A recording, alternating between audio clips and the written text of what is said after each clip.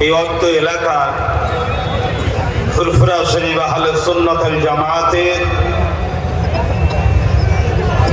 Committee নেতৃত্ববৃন্দদের পরিচালনায় আজকের এই জনসভা হয়েছে।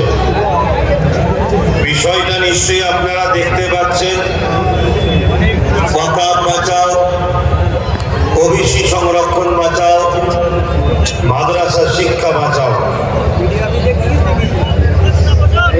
অবশ্যই আমার পূর্বে পীরজাদা বাইজির আমির সাহেব আলোচনা করেছেন।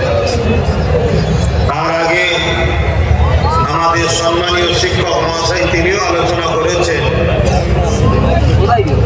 একটা কথা মনে রাখবেন,